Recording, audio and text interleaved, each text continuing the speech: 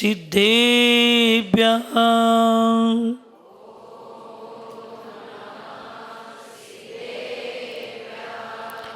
ॐ नमः सिद्धेभ्यः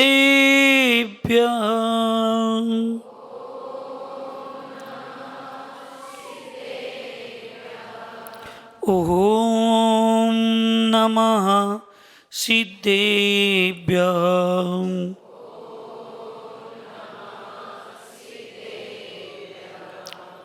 मंगलं भगवान् वीरो मंगलं गौतमो गणी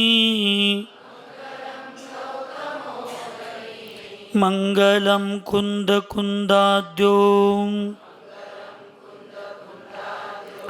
जैनधर्मोऽस्तु मंगलम् सर्वमंगलमांगल्यं सर्वकल्याणकारकं प्रधानं सर्वधर्माणां जैनं जयतु शासनम् वन्दे विद्यासागरम्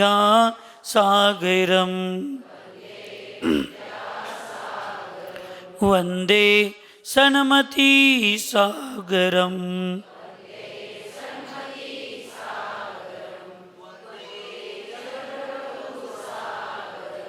हात वर करून सगळ्यांनी जयकार द्यायचा. पंचपरमेष्ठी भगवान की, अहिंसामय विश्व धर्म की, सिद्धांत शास्त्र की, चारित्र चक्रवर्ती 20वीं सदी के प्रथमाचार्य शांति सागर जी महाराज की, संत शिरोमणि आचार्य गुरु विद्यासागर जी महाराज की, मम दीक्षा गुरु प्रातस्मरणी शांत मूर्ति वत्सल रत्नाकर आचार्य गुरु सन्मति सागर जी महाराज की, 3 कम 9 करोड़ महामणि राजों की, आज के आनंद की. सत्वीषु मैत्रीं गुणिषु प्रमोदं क्लिष्टेषु जीवेषु कृपापरत्वं माध्यस्थभावं विपरीतवृत्तौ सदा ममात्मा विदधातु देवः सदा ममात्मा विदधातु देवः. विश्वातील सर्व प्राणीमात्रांच्या सोबत माझे मैत्रीभाव राहू देत. आपल्यापेक्षा गुणी व ज्ञानी जनांच्या प्रती आदर प्रमोदभाव राहू दे. दुःखी कष्टी जीवांच्या प्रती वात्सल्य करुणाभाव राहू दे व विपरीत विचारांच्या स्थानी माध्यस्थ समताभाव राहू दे. अशी मंगलमय भावना जिनेंद्र भगवंतांच्या चरणी करून उपस्थित सद्धर्म भविष्य. आयुष्य आहे एक गणित, शून्यापासून ज्याची सुरुवात. बेरीज वजाबाकी भागाकार आणि गुणाकार आयुष्याच्या अवस्था 4. बेरीज आयुष्याची चढती कमान असते, वजाबाकी आयुष्याची उतरती कमान. सुख समृद्धी हा गुणाकार, दुःख दारिद्र्य हा भागाकार. 4ही अवस्था ना चुकणाऱ्या, केव्हा ना केव्हा तरी साथीला येणाऱ्या. या गणिताचे उत्तर केव्हा शोधाल, अनंतात विलीन व्हाल तेव्हा. एका अत्यंत सुंदर विचारवंतानं हे विचार मांडले. गणितामध्ये केवळ बेरीज असून चालत नाही, त्याला कधीच गणित विषय मानला जात नाही. गणित विषयामध्ये केवळ वजाबाकी असून चालत नाही, केवळ गुणाकार असून चालत नाही, केवळ भागाकार असून चालत नाही. गणित या विषयात हे 4ही विषय असावेच लागतात. तसं सुखी, आनंदी आणि परिपूर्ण जीवन तुमचं आणि आमचं केव्हा असेल तर जीवनामध्ये सुखही आलं पाहिजे, दुःखही आलं पाहिजे, आनंदी आलं पाहिजे, संकटही आलं पाहिजे, यशस्वीही झालं पाहिजे, कधी कधी अयशस्वी सुद्धा व्हायला पाहिजे. कारण जैन धर्माच्या इतिहासात जर तुम्ही बघितला, लोकांना दुःखाच्या माध्यमातून, संकटाच्या माध्यमातून, अडचणीच्या वेळेला जास्त धर्म कळतो आणि त्याच्यात वैराग्याची भूमिका जास्त जणांची होते. फार कमी असे उदाहरणं आहेत. तीर्थंकर कॉमन आहेत, ते नियमानंच तीर्थंकर होणार असतात, त्यामुळं ते सुख असताना, आनंदात असताना त्याग करतात. पण बाहुबली भगवान विजय मिळवल्यानंतर ह्या विजयाचा आणि पराजयाचा, माझ्या विजयाचा आणि माझ्या भावाच्या पराजयाचं मूळ कारण काय, तर सत्ता आणि प्रतिष्ठा.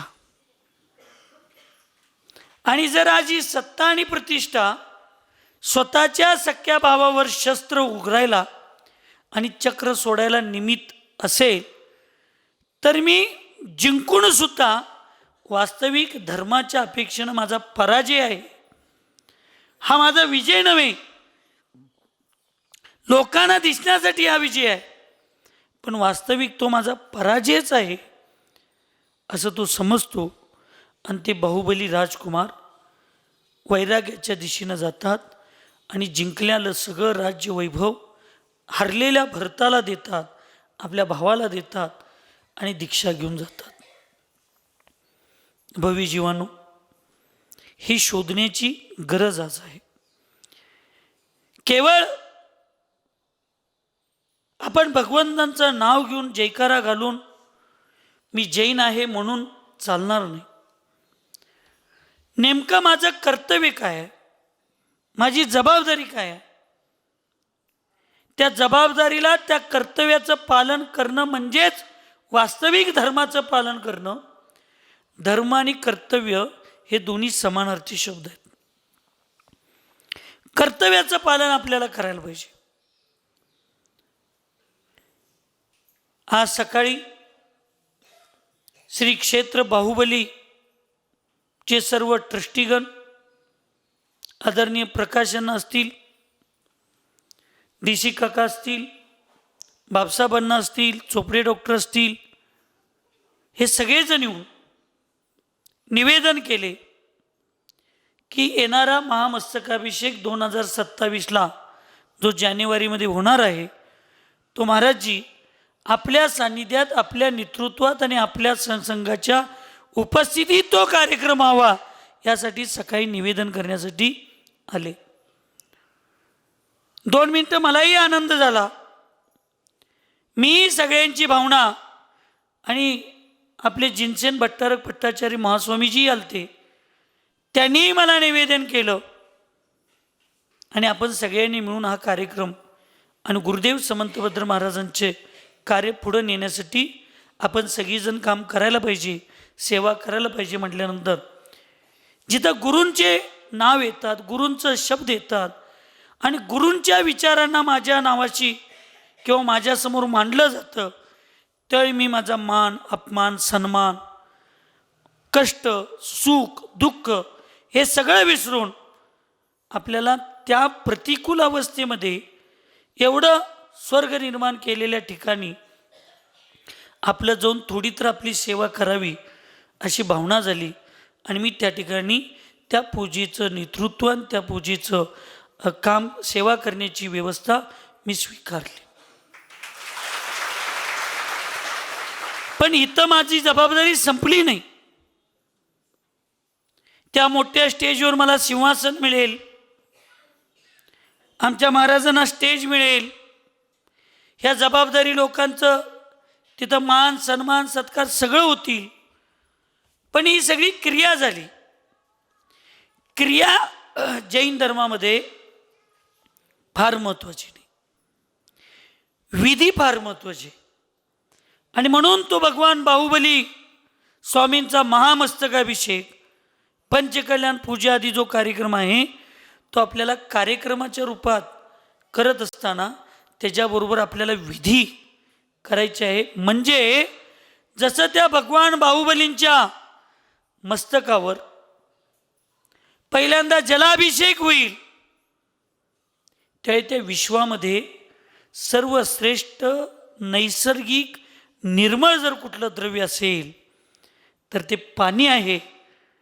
आणि त्या बाहुबली भगवंतांच्या मस्तकावर पाणी पडत असताना माझं मन निर्मळ करण्याचे भाव जर मला तिथं होत असतील तर मी तिथं पूजेला जाऊन, तुम्ही त्या ठिकाणी पूजेला येऊन वास्तविक ती विधी होईल. नुसता जय जया जय जया म्हणून चालणार नाही. भगवंतांच्या मस्तकावर ज्या वेळेला शुद्ध तुपाचा अभिषेक होईल त्यावेळेला दुधाची शुद्ध अवस्था तूप, तशी आत्म्याची शुद्ध अवस्था मोक्ष, मला सुद्धा तशी शुद्ध अवस्था प्राप्त व्हावी. त्यांना ती शुद्ध अवस्था प्राप्त झालेली आहे म्हणून त्यांचा अभिषेक चालू आहे. पण त्यांचा अभिषेक करत असताना मला सुद्धा असं शुद्ध व्हायचं आहे आणि मी त्याच्यासाठी प्रयत्न करणार, असा मनामध्ये संकल्प आणि भाव उत्पन्न होत असतील तर ती विधी आहे. नुसता टाळी वाजून आलो तो ती क्रिया आहे. भगवंतांच्या मस्तकावर क्षीर म्हणजे दूध, या विश्वामध्ये नॅचरली धवल म्हणजे शुभ्र पांढरं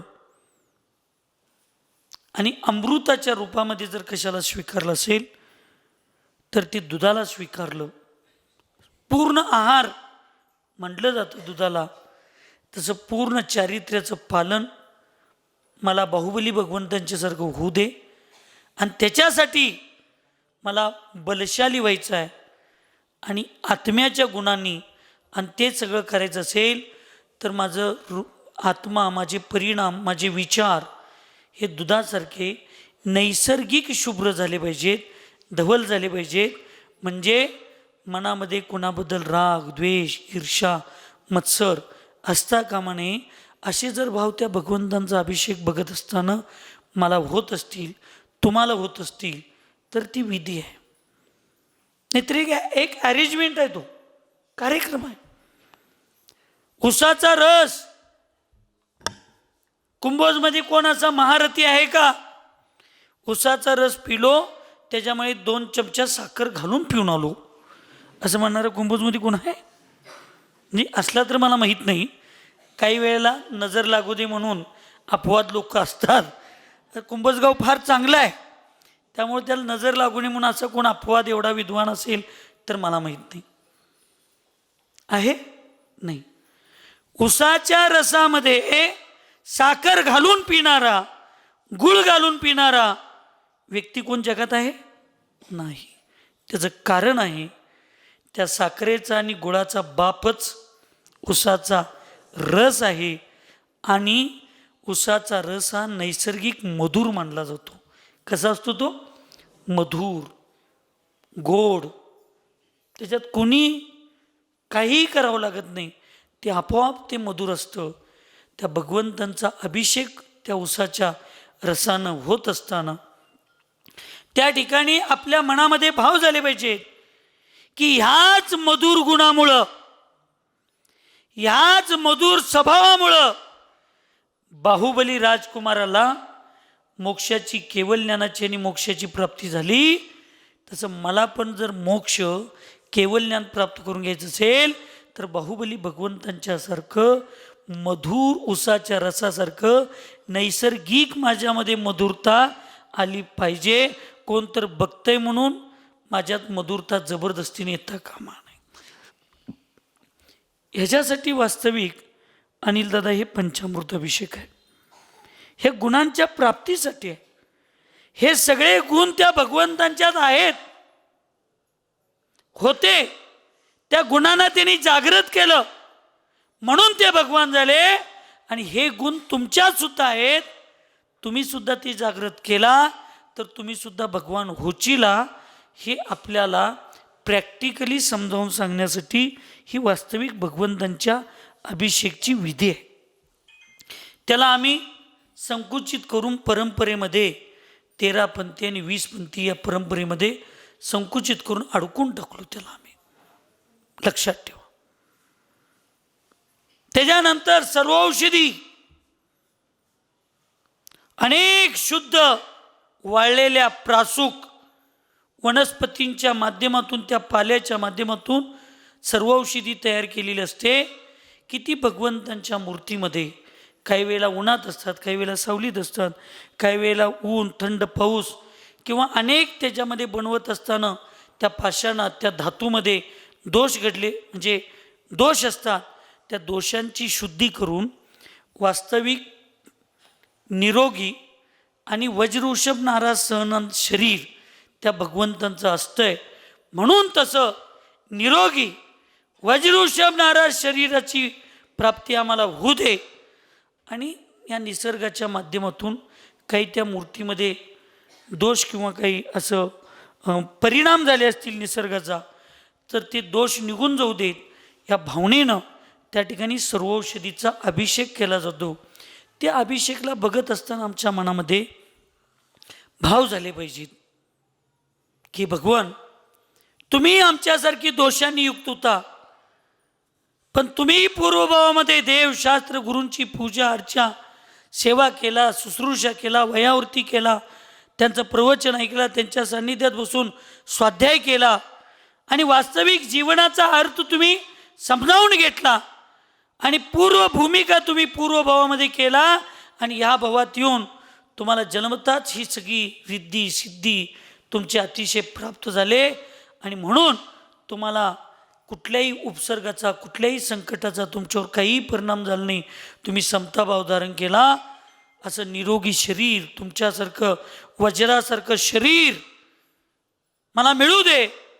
कारण आज तुम्ही बघा, काही जरी तुम्हाला जरा व्रत करा, मी पण आहे त्याच्यात, व्रत करा, संकल्प करा, काहीतरी करा म्हटलं तर मला पित्त आहे, मला BP आहे, मला शुगर आहे, मला भूक लागते, मला हे सगळं धर्म करायला अडथळेची कारण काय आहेत? तर आमचं रोगी शरीर आहे आणि त्या शरीराच्या आहारी गेलेला आमचा अविवेकी आत्मा आहे. ह्या अविवेकी आत्म्याला तुम्ही विवेकी केला आणि म्हणून तुम्हाला निरोगी शरीराची प्राप्ती झाली. म्हणून तुम्ही कमरेपर्यंत वारुळ आणि खांद्यापर्यंत विली चढल्या, तरीसुद्धा तुमच्या तपस्येमध्ये कुठेही अडथळा तुम्ही आणून दिला नाही.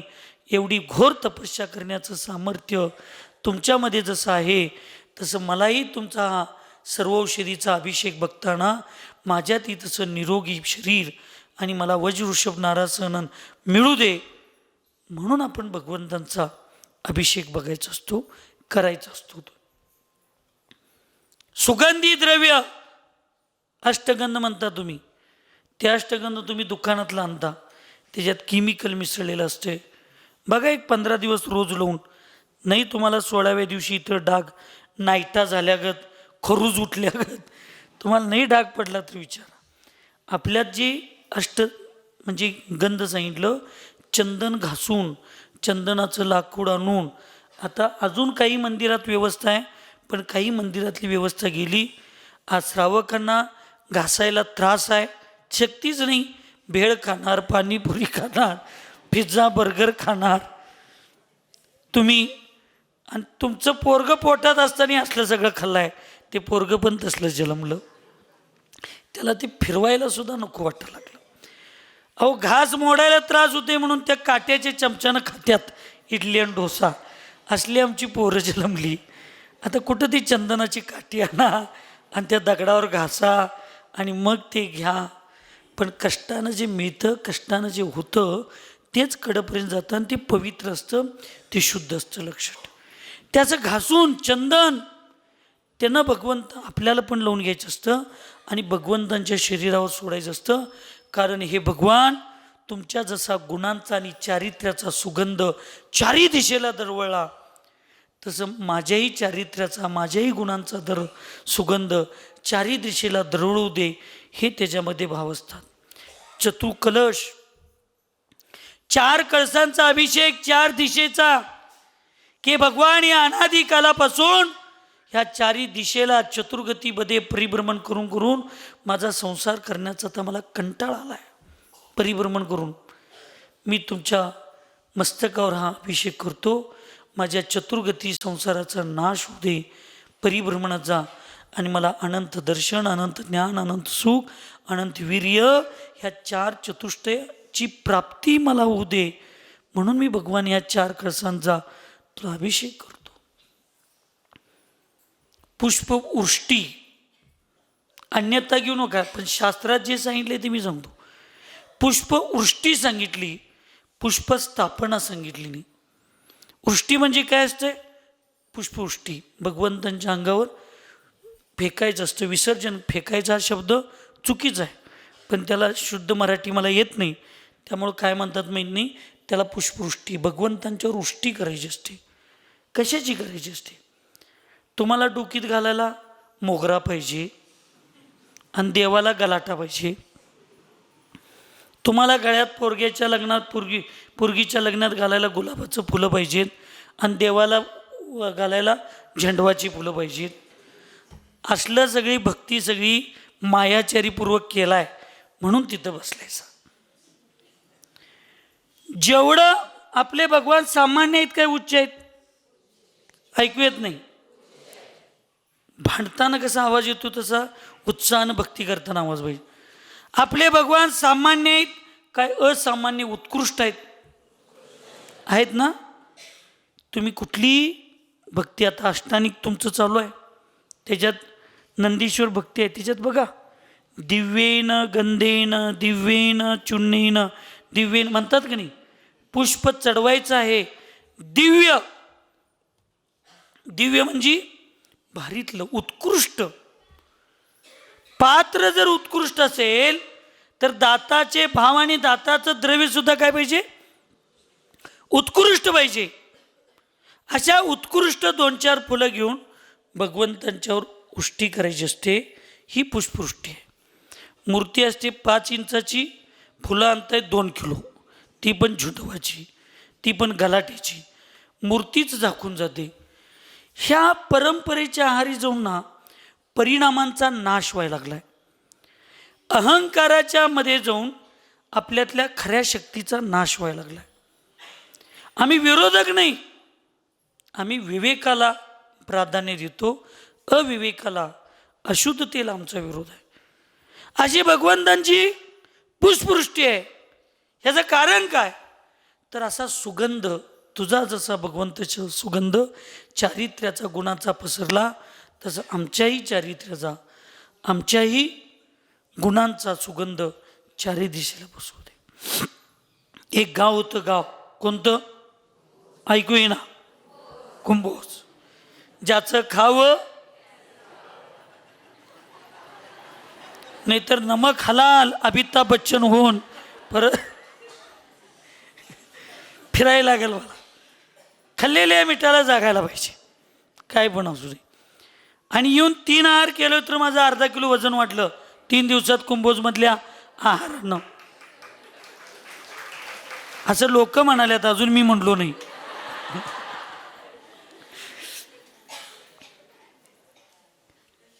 ही सत्य घटना आहे, फक्त नाव तिथं कुंभोज आहे. भगवान महावीरांच्या काळातील घटना आहे. राजग्रही, तुम्ही शिखरजीला जाताय, राजगिरीचं आपण दर्शन करायला जातो, भगवान महावीरांचं समोशन आलेलं. ती घटना मी तुम्हाला सांगतो. लोक काही विद्वान, चांगली शानी शिकलेली लोक, सुशिक्षित मुलं, काही त्याला राजकीय लोक असतात, काही अशी लोक असतात. हे लोक समजत असतात मंदिरात जाणं, साधू संतांच्या मागं पुढं फिरणं म्हणजे आपल्या आयुष्यातला वेळ वाया घालवणं. कट्ट्यावर बसलं तर चालतंय, महाराजांच्या मागं पुढं मंदिरात जायचं ती वेळ वाया. आता या लोकांना काय सांगायचं? मध्ये काही 100% मलाही मान्य आहे, अनर्थ दंड, अनर्थ पैसा समाजाचा खर्चायचाच नाही, ह्या गोष्टीला मी 100% समर्थन करतो. पण जे भगवंतांचं वैभव आहे, ज्या भगवंतांची योग्यता आहे, भगवंतांचं जे स्थान आहे, त्या स्थानाला शोभनीय असं भगवंतांची पूजा अर्चा व्हायलाच पाहिजे, त्याच्यामध्ये कुठलंही कॉम्प्रोमाइज करून चालणार नाही.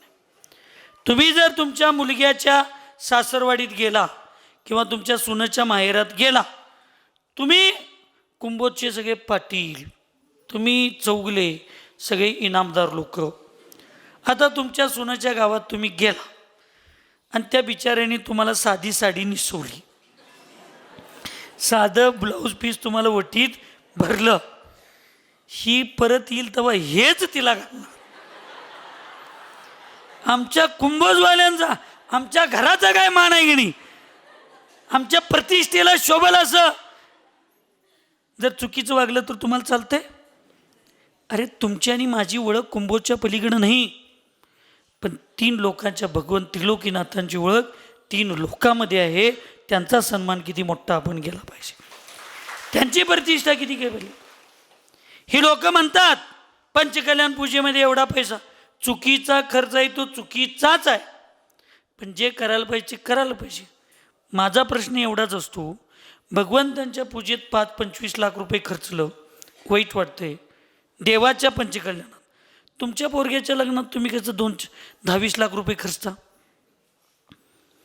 पोरांच्या लग्नाला 5-25 लाख खर्चलं तर तो वायपट पैसा नाही. पुरींच्या लग्नाला 50-50 लाख रुपये आम्ही खर्चतो, वायपट पैसा खर्च नाही. भगवंतांच्या पूजेला, भगवंतांच्या विधीसाठी, धर्मासाठी पैसे खर्चलं तर तो वायपट खर्च कसा? अशी लोकांची मान्यता आहे, कुंभोजवाल्यांची नव्हा, जनरली बाहेर सगळ्यांची अशी मान्यता आहे. असं नसते, लक्षात ठेव. फार त्याला प्राधान्य आहे. जैन धर्म फार सूक्ष्म आणि फार दिव्य आहे. त्या भगवान महावीरांचं समोशरण ज्या राजगिरीमध्ये आलं तिथला दृष्टांत मी तुम्हाला सांगतो की त्या राजगिरीमध्ये अत्यंत तुमच्यासारखी धार्मिक महिला, सगळी लोक काम चांगलं जीवन जगत होती. त्याच्यात एक परिवार धार्मिक चांगला परिवार होता, बायकोलाही धार्मिक, अत्यंत धार्मिक, पण नवऱ्याला धर्म म्हटले की अंगावर काट. कुंभोज उदाहरण आहे, कुंभोजची लोक चांगली आहेत, मी बघितलोय ह्या 4 दिवसात. अत्यंत अजून तर मन समाधान करण्यासारखं काम आहे.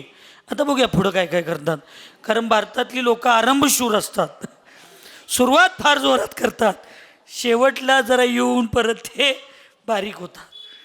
पण धर्म आपला सापासारखा नव्हे, ऐकायला काय झोपायला आहे? धर्म आपला सापासारखा, नागासारखा नव्हे. तोंड मोठं आणि शिपूट बारकं, सुरुवात मोठी आणि शेवट लहान, ही आमच्या धर्माची ओळख नाही.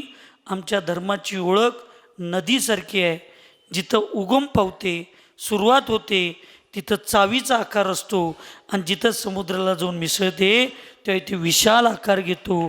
सुरुवात जसा होतो त्याच्यापेक्षा मोठ्या प्रमाणात शेवट जिथं होतो तो धर्म व्यवस्थित असतो. तो नवरा धार्मिकच नव्हता, नुसता सकाळी उठल्यापासून काम काम काम, सगळं असंच काम करणार. बायकोला पण कधी विरोध करत नव्हता. तुमची नवरं करतात विरोध, केले असते तर तुम्ही आलाच नसतासा. विरोध न करणं हा सुद्धा एक धर्माचाच भाग आहे. तुमचे पुरुष बस्तीकडे येत नाहीत, महाराजांच्याकडे येत नाहीत, त्याची 2च कारणं आहेत. एक तर ते भीतात, मला नव्हं तुम्हाला, की लई महाराजांच्या जवळ गेलो आणि दीक्षा घ्यायचे भाव झाले आणि दीक्षा घ्यायला गेलो तर माझी बायको फार दंगा करेल, मग तिला दंगा करून तिला त्रास होईल असं आपण वागायचं, म्हणून बस तिकडं जायचं नाही. म्हणून ती तुम्हाला भीतात, नाहीतर लाजतात की धोतर नेसणं, हे करणं ते करणं. पण लक्षात ठेवा, जर अशुभ कर्माच्या उदयात एखादा असाध्य रोग झाला आणि तुम्हाला लुंगी नेसूनच गावभर फिरवून आयुष्य जगायची जर वेळ आली, तेव्हा तुम्ही काय करणार? तुमचे पुरुष सगळ्या पुरुषांना माझा हा प्रश्न आहे, काय लाजायचं आहे धर्म करायला? सगळ्या जाती धर्माची लोक त्यांच्या धर्माचं नियम पालन करताना वाटतं लाजत नाहीत. आम्हाला लाजायची काय काम आहे? आम्हाला भीती वाटायचं काय काम आहे? आईला आई म्हणायला, बाबाला बाबा म्हणायला आणि आपल्या धर्माचं नाव घ्यायला ज्याची छाती अशी फुगते ना, तोच या जगातला खरा धर्मात्मा माणूस असतो. बाप दारू पितोय म्हणून बापाचं नाव घ्यायचं नाही. आई जेवायला घालत नाही म्हणून आईचं नाव घेत नाही. अरे पण तुला जगात फिरायची अवस्थाच तुझी कोण निर्माण केली? त्या आई बापाने केली. काय त्याला चुकीचे असतील तरी सुद्धा आई बापच असतात. हे ज्याला कळतं तो खरा मुलगा. मग एवढा धर्मश्रेष्ठ आणि उच्च असताना आपल्या धर्माचं नाव घ्यायला आणि आपल्या धर्माचं आचरण करायला आपल्याला लाज वाटायला आणि भीती वाटायचं कामच काय? पण त्याला वाटत होतं. कुणाला? कुंभोज मधल्या माणसाला. पण तो आडवत कोणाला नव्हता. एक दिवस असंच प्रवचनात नवीन नवीन विषय चालू झाले आणि महाराजजी प्रवचन सांगत बसले. ही आपलं गडबडीत जेवण नवऱ्याचं केली, घरात ठेवली आणि बस्तीकडं त्यावेळी आता मंदिर किंवा झाडाखाली जिथं असेल त्या ठिकाणी जाताना घराला लॉक करून आले आणि येताना ते लॉक घेऊन आले गडबडीत. आणि महाराजांचं काव कोण खायचं? असं माझ्यासारखे ते कावणारे महाराज नव्हते. ते फार शांत, चांगले, आमच्या सरळसागर महाराजांच्यासारखे सरळ अगदी होते. अगदी सरळ सागर होते ते गडबडीत आले. आणि गडबडीत आल्यानंतर प्रवचन चालू झालं. ह्यो बाबा शेतातनं दमून कामावरनं आला, भुका लागल्या होत्या, घरापाशी जातोय तर घर बंद. आता याचा राग अनावर झाला.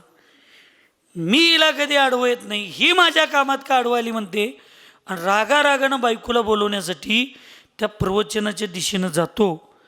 कर्मधर्म सांगून ती धार्मिक बाई हो, पहिला नंबरच तिचा कायम पुढं बसायला. ती प्रवचनला सगळ्यात पुढं बसली होती. आता एवढी गर्दी होती, त्या गर्दीत तो हुडका लागलाय मस्त. खरं बायको काय ह्याला दिसना. ना इलाज असतो महाराजांच्याकडे लक्ष गेलो. कधी कुणाच्या पुण्याचा उदय कसा येईल सांगता येत नाही. महाराजांच्याकडे लक्ष गेलं. महाराजांच्याकडे बघत बघत बघत तो तिथंच बसला आणि महाराजांचं प्रवचन ऐकत ऐकत ऐकत जे डोळं झाकून शांत बसला. प्रवचन संपलं, मार्गदर्शन संपलं, सगळी लोक उठून चाललेत, हे अजून शांत त्या गुंगीतच. सगळी लोक उठून गेली, बायको पण उठली, महाराजांचं पाया पडली आणि निघून चालली. बघतोय तर नवरा. ते शांत बसल्यानंतर तिला एक मिनिट वाटलं, देव बस्तीत आहे, मंदिरात आहे का इथंच बसलाय. एवढं शांत. कधीतरी एकदा नवऱ्याला देव मानली होताच तो देव. तिच्या डोळ्यातून आनंदाचे अश्रू यायला लागले. मग ती उठवली, तिला आवाज दिली. आवाज दिल्यावर बायकोच्या आवाजानं तो जागा झाला, म्हणजे शुद्धीत आला तुमच्या भाषेत. आणि आणि त्याला म्हणजे तो जागृत झाला. आता त्याला बायकोचा राग संपलेला होता, बायकोवर चिडायचे त्याचे भाव संपलेले होते. त्याचं बायकोकडे लक्षसुद्धा नव्हतं. तो उठला आणि नीट महाराजांच्या दिशेने गेला. महाराजांचं पाया पडला. त्याच्याही डोळ्यातून अश्रू येत होते. एका डोळ्यातून दुःखाचे अश्रू येत होते की माझी बायको एवढं सांगत होती, धर्म धर्म धर्म, साधू संत संगती. मी माझ्या बायकोचं ऐकलो नाही आणि माझ्या आयुष्यातले एवढे दिवस वाया गेले, हे दुःख होतं. आणि एक आनंदाचे अश्रू होते, भगवान के घर में देर है अंधेर नाही. उशिरा का होईना मला माझ्या धर्माचं, माझ्या जीवनाचं, माझ्या आयुष्याचं मला महत्त्व कळलं आणि मला गुरु भेटले, याचा त्याला आनंद वाटत होता, म्हणून आनंदाचे अश्रू होते. तो महाराजांच्या पाशी बसला, नमस्तू केला. पूर्वी केलेल्या चुकींचं तिथं बोलला, निंदा गर्हा सगळी आलोचना केला. आणि महाराजांना सांगितला, महाराजजी मला काहीतरी नियम द्या. महाराजजी एक दोन काही नियम सांगितले. महाराजजी मी शेतकरी, मी काम, असं मला एक करणं सगळं शक्य नाही. सगळं झाल्यावर महाराजजी म्हणले, ठीक आहे, रात्री भोजनाचा त्याग कर. तो आनंदानं स्वीकारला.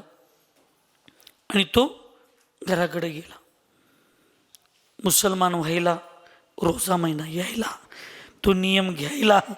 आणि बरोबर पुढं थोडे दिवस गेले, 2-4 दिवस गेले आणि 1-2-3 महिने गेले, व्यवस्थित चाललं होतं. एक दिवस हा शेताखंड भूक लागली, गडबडीत आला. आणि बायको पण बघा, आता पूर्वी ऐकायला लागलं काय नवऱ्यांनो, हां तुम्ही वासा नाही करायला लागला तर ती वासा करत असत्या.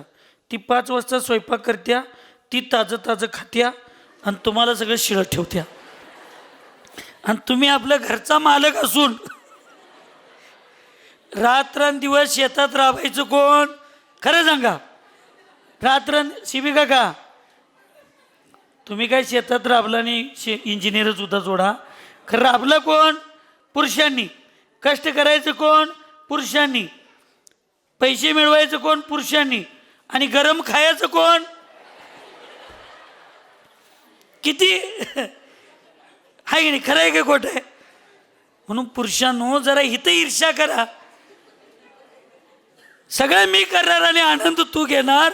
आता आजपासनं महाराजांचं प्रवचन ऐकून तू पण आनंद पहिला घ्यायचा नाही, मी पण घ्यायचं नाही. दोघंजण मिळून एका ताटात बसू, म्हणजे जीवन बसून नव्हा, दोघंजण एका ताटात जेवून आनंद आपण काय करूया? संगत घेऊया. आता त्याच्या अगोदर तिनं बायको काय करतोय? स्वयंपाक करणार, ठेवणार, आपलं आपलं जेवणार आणि धर्म कामाला आपल्या कामाला लागणार. हिजू येणार आणि ते खाणार. आता ती धर्म करायल्यापासून ती बायको स्वयंपाक करत नव्हती. तो आल्यावर गरम गरम स्वयंपाक करणार, गरम गरम खायला देणार. आणि त्यामुळे तो नवरा दमून आलता आणि म्हटला मला फार भूक लागली, आवर. त्यावेळी ती म्हटली 10च मिनटं थांबा, मी गरम गरम स्वयंपाक करतो आणि तुम्हाला देतो. ती स्वयंपाक करायला चालू झाली. आता जो नवरा कुठल्या गावचा? हां, बायको जास्त मंदिराकडे गेलेली चालत नव्हती. शो कधी मंदिराला जात नव्हता. मंदिरात जाणं म्हणजे वेळ वाया घालवणं असं समजत होता. तो नवरा, तो पुरुष 10 मिनटं स्वयंपाक करायला बायकोनं वेळ मागितली तर आता 10 मिनटं सुद्धा वेळ वाया घालवायची नाही म्हटला. आणि त्या ठिकाणी दिवा लावला. दिवा, त्यावेळी लाईट नव्हती. दिवा लावला आणि तो दिव्याकडे बघत भगवंतांच्या नामस्मरण, नमोकार मंत्र जाप्य घालत बसला. आणि नियम घेतला की जोपर्यंत दिव्यात तेल आहे तोपर्यंत मी काय करणार? जाप्य घालत बसणार. स्वयंपाक झाला. महाराणी साहेब बोलवा लागलेत, अहो ऐकलं का? महाशय भगवंतांच्या भक्तीत एवढे लीन आहेत, आता त्याला बायकोचा आवाज येईना, भगवंतांच्या चिंतनाचा, भक्तीचा आवाज त्याच्या हृदयात चालू आहे. ती आत गेली आणि म्हटली जेवण तयार आहे, या, वेळ व्हायला लागलाय असं म्हटली. आणि दिव्याकडे बघितली. दिव्यातलं तेल जळत आलतं. आणि ती गेली आणि त्याच्यात काय घातली? बायकांना पाहिजे तिथं बुद्धी कमी आणि नको त्या वेळेला नको तिथं जास्त बुद्धी लावतात. हा, एवढा अनुभव मी बघूनच लग्न करून घेतलो नाही. हे सगळं तुमचा अनुभव घेऊनच. हां, तिला वाटत होतं विनोदाचा भाग वेगळा आहे. तिला आनंद वाटत होतं की माझा नवरा दिवा लावून भगवंतांची भक्ती करतोय. अशीच त्याची ज्योत धर्माची, अशीच त्याच्या विचाराची ज्योत, अशाच त्याच्या चारित्र्याची ज्योत कायम लागू दे, ती विझताच कामा नये. अशा भावनेनं ती धर्मवान पत्नी त्या ठिकाणी तेल घालून ते दिवा कायम तेवत राहू दे. अखंड दीप म्हणतोय की नाही आपण मंदिरात लावतोय, तसं ती अखंड दीप तेवत राहू दे म्हणून ती लावत होती. एकदा झालं, दोनदा झालं, तीनदा झालं, बोलवायला येणार, तो हा नाही हो नाही, परत ती दिव्याकडे बघणार, परत ती तेल घालणार. एवढ्यात अंधार पडला आणि हा बिचारा शेतात एवढं राबून आलता कष्ट करून, फार भूक लागली होती. नमोकार मंत्र म्हणण्याची क्षमता संपली. ओम म्हणायला चालू केला. ओम म्हणत म्हणत म्हणत म्हणत तो पाणी पाणी पाणी म्हणा लागला. आयु कर्म संपत आलं, तिथं त्याचा मृत्यू झाला आणि जीव गेला. 10 दिवस सगळ्या अंतिम संस्कार क्रिया सगळ्या त्यांची शुद्धी झाली. 12व्या दिवशी 10व्या 11व्या 12व्या दिवशी बघा, धार्मिक महिला कधी आपलं कर्तव्य सोडत नाही. मला ऐकून माहिती आहे, खरं खोटं माहीत नाही. असत्य असेल तर मी त्या परिवाराची क्षमा मागतो. सत्य असेल तर अभिमानानं त्या मातेबद्दल तुम्हाला आम्हाला अभिमान असला पाहिजे. तुमच्याच गावची शांतीनाथ पाटलांची आई, बहुतेक आई काय काकी मला माहीत नाही, आई असतील.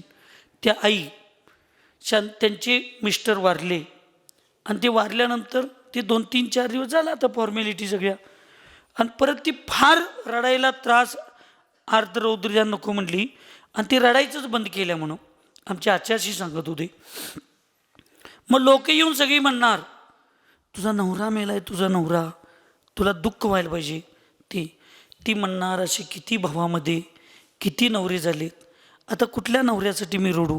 जोपर्यंत माझा आणि त्यांचा संबंध होते, त्यांनी माझ्याशी प्रामाणिक राहिले, मी त्यांच्याशी राहिलो, त्यांनी त्यांच्या ठिकाणी गेले, आता मी माझा धर्म करायला मोकळी झालो. किती मोठं धाडस असते सांगाय, किती मोठं कर्मसिद्धांत आहे. आणि त्यांनी ती विषय तिथंच विसरला आणि परत आपलं धर्मध्यान करत जगले. तशी ती महिला हे 10-12 दिवस झाले, ती आपलं मंदिरला गेली. मंदिरासनं आली. पूर्वी प्रत्येक घराच्या समोर किंवा मागं विहीर असायची, त्या विहिरीत गेली, पाणी घ्यायला गेली. पाणी भरणार इतक्यात एक बेडूक तिच्या अंगावर उडी मारलं. ती पायानं लात मारली, बेडूक परत पाण्यात गेलं, वर आली, स्वयंपाक केली, जेवली. असं सलग 3-4 दिवस झालं. तेवढ्यात त्या नगरीमध्ये एक महाराज आले. त्या महाराजांचं दर्शन घेतले आणि ती सांगितली की महाराज असं एक मला बेडूक त्रास द्यायला लागले. महाराजजी अवधिज्ञानी होते, चतुर्थ काल होता तो. महाराजजींनी अवधिज्ञानानं जाणलं आणि महाराजांनी सांगितलं, तुला तो आज बेडूक दिसायला लागलाय, पण तो तुझा नवऱ्याचा जीव आहे. आणि त्याने महाराजांनी घडलेली घटना सांगितली. ती म्हणली, होय महाराज असंच झाले. तर तो जीव जाताना पाणी पाणी पाणी म्हणून मेला, म्हणून तो तुझ्याच घरात धर्मावर प्रेम होतं, तुझ्यावर विश्वास होता, पण शेवटानं पाणी पाणी म्हणून मेला, म्हणून तुझ्याच घराच्या अंगणामधल्या विहिरीत तो बेडूकून जन्मलाय. आता तिच्या लक्षात आलं, तो बेडूक म्हणजे माझ्या नवऱ्याचा जीव आहे.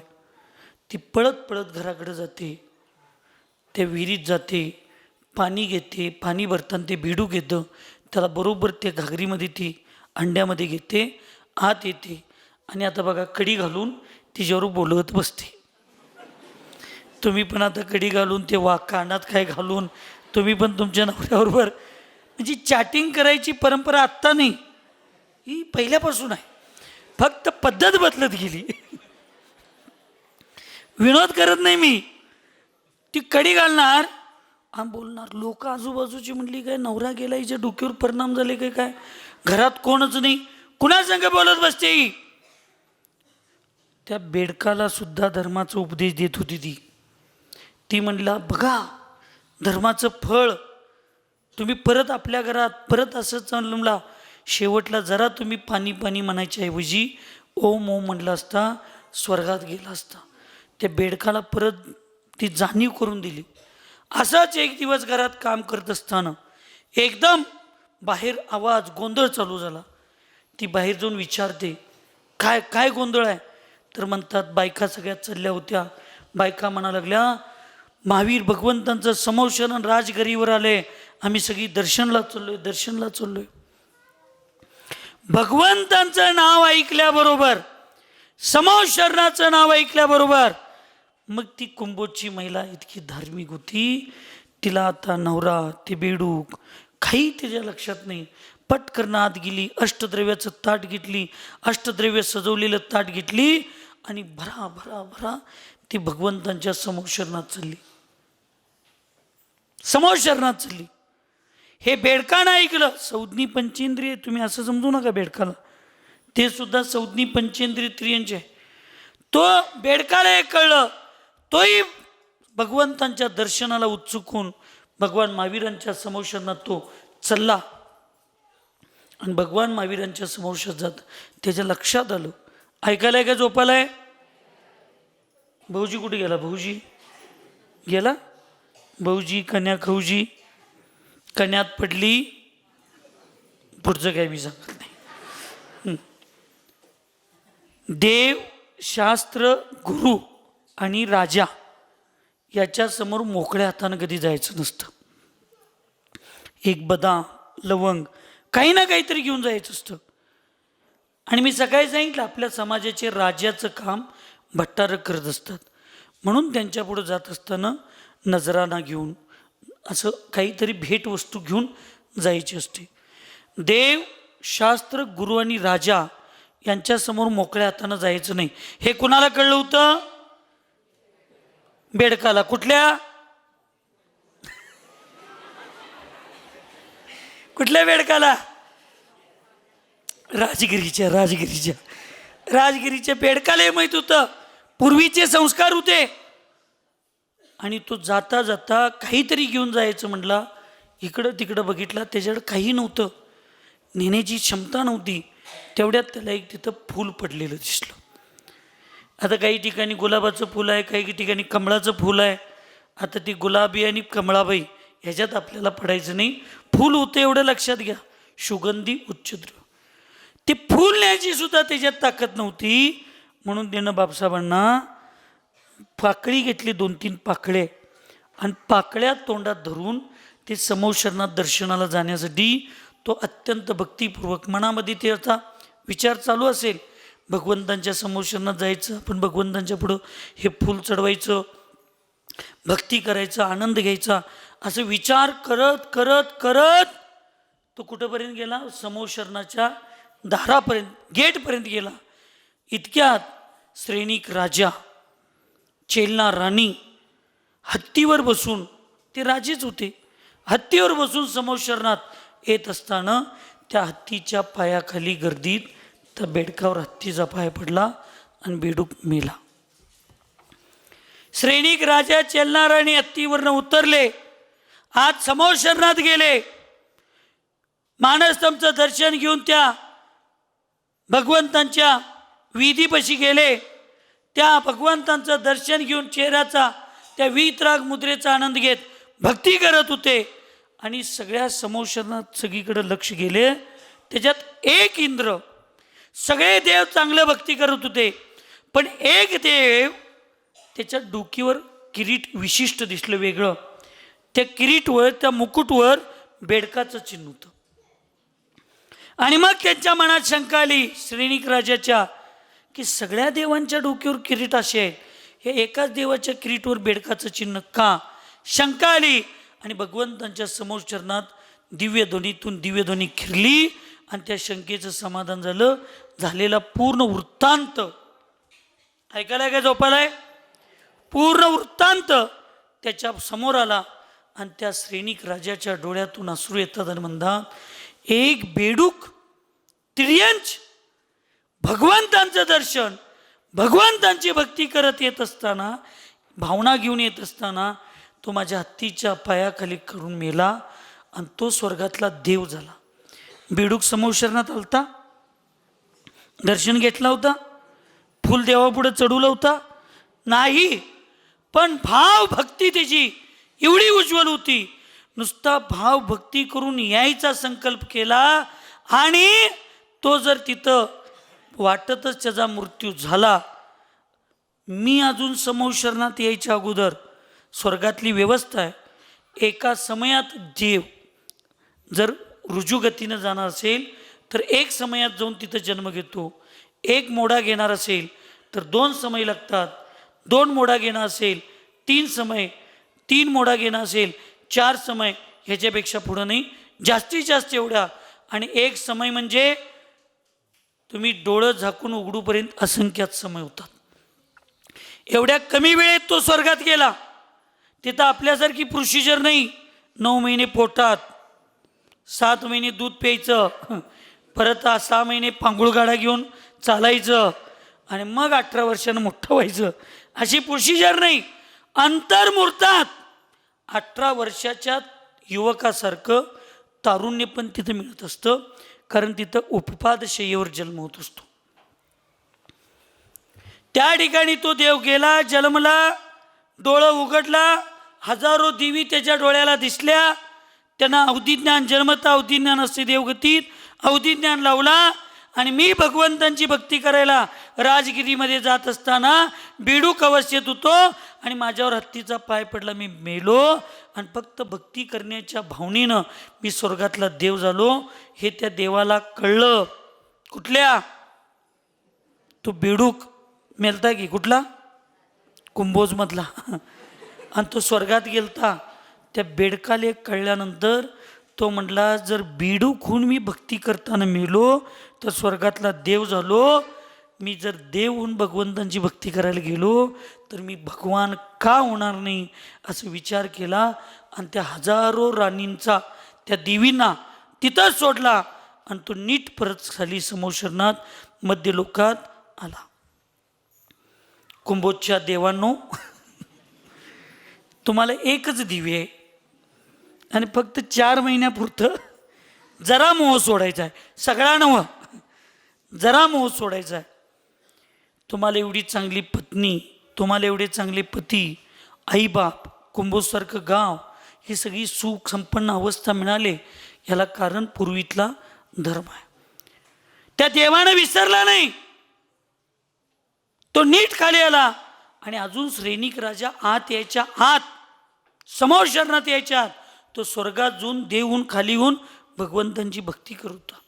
हे श्रेणिक राजाला ज्यावेळी कळलं, त्या श्रेणिक राजाचा धर्म अत्यंत दृढ झाला आणि तो भगवान महावीरांच्या समोर शरणात त्यांच्या पादमूलामध्ये बसून षोडशकारण भावना केला आणि मग शाईक सम्यक दर्शनाची प्राप्ती झाली.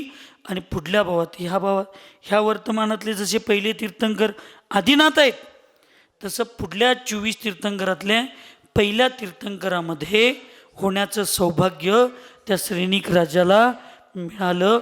आणि त्याचा आदर्श एक बेडुकाचं जीवन होतं, लक्षात ठेवा.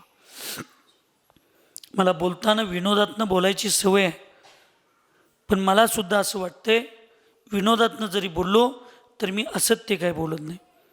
एक बेडूक फुलाची पाकळी घेऊन समोर शहरात जायच्या भावनेने मेला, तो स्वर्गात देव झाला. तो परत येऊन इथं समोर शहरात पूजा केला आणि त्याचा आदर्श घेऊन श्रेणिक राजा शाहीक सम्यक दृष्टी होऊन तीर्थंकर प्रकृतीचा बंद करू शकतोय.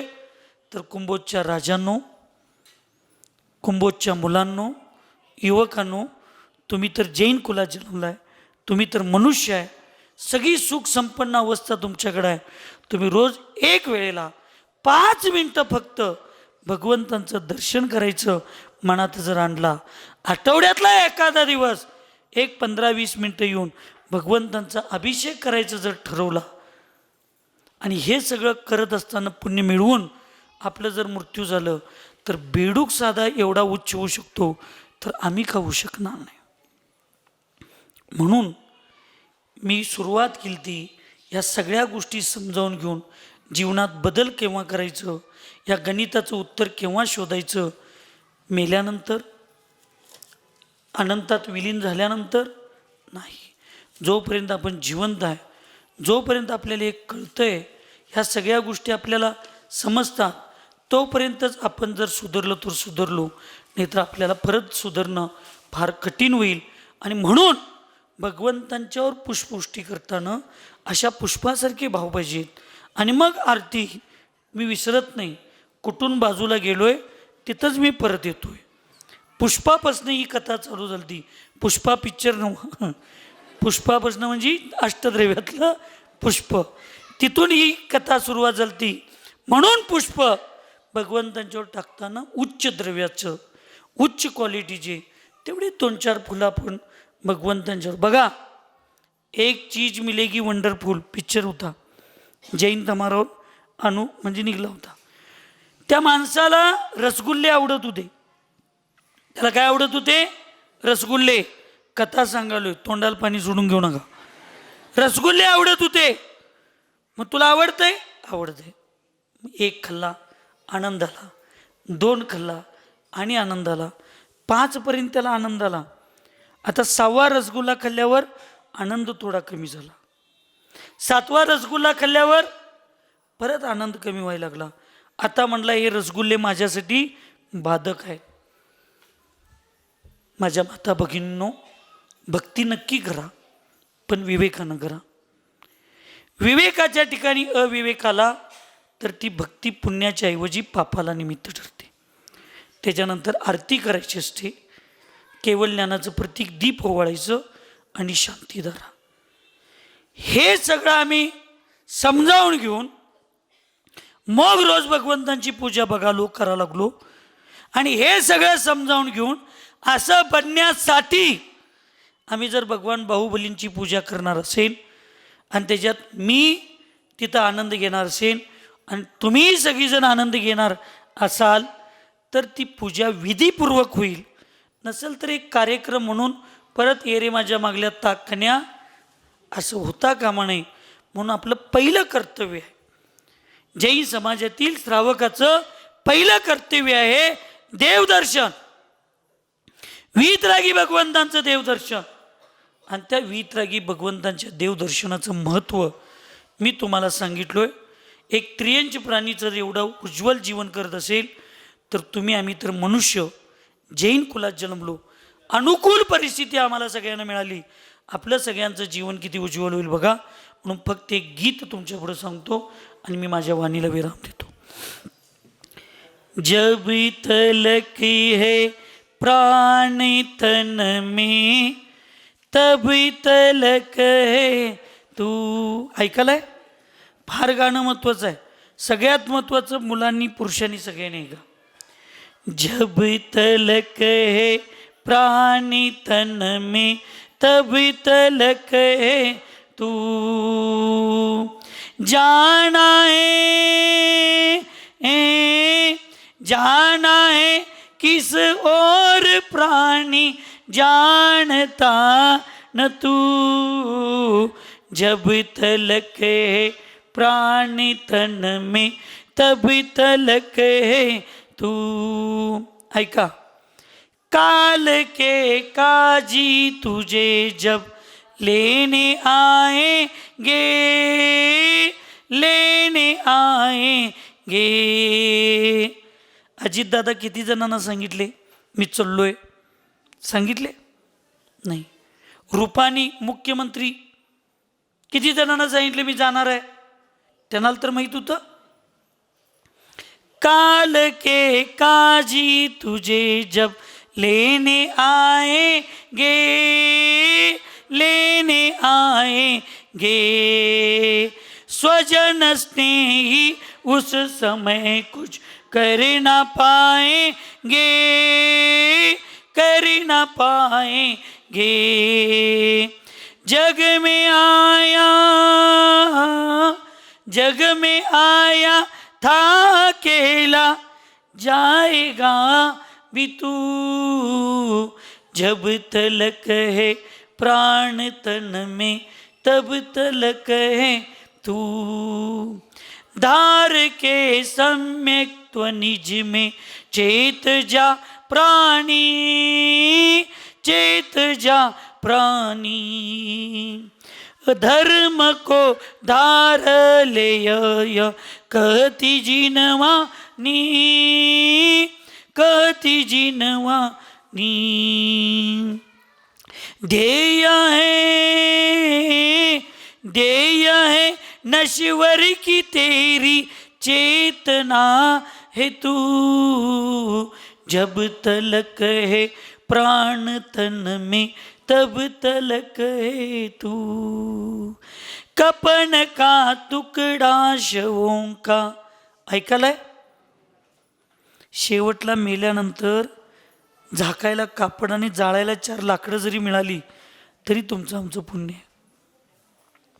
कपन का तुकडा शवों का आखरी परिधान, आखरी परिधान, समजना है तो समझ ले मूर्ख वो नादान, मूर्ख वो नादान। चिता